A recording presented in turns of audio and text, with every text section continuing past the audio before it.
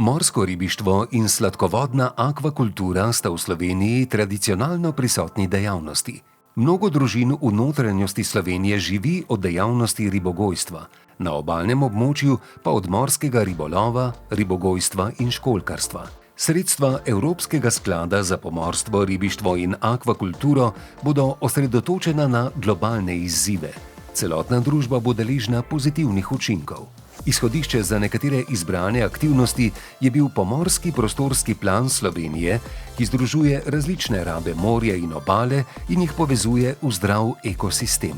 Slovenska ribolovna flota je sestavljena večinoma iz plovil malega priobalnega ribolova. S sredstvi sklada bomo izboljšali energetsko učinkovitost ribiških plovil ter plovila posodobili. Ribičem bomo omogočili nakup bolj selektivnega ribolovnega orodja in druge opreme. Spodbujali bomo krožno gospodarstvo. Izkoristili bomo potenciale modrih biotehnologij.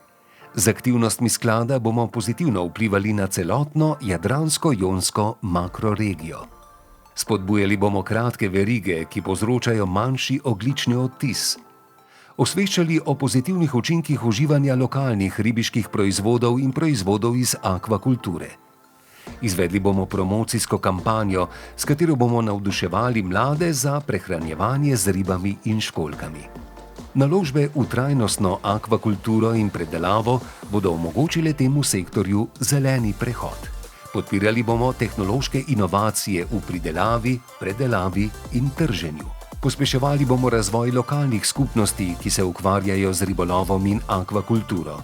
Spodbudili bomo diverzifikacijo, ustvarili in ohranili delovna mesta, prispevali k izboljšanju stanja okolja ter dodajali vrednost lokalnim ribiškim proizvodom.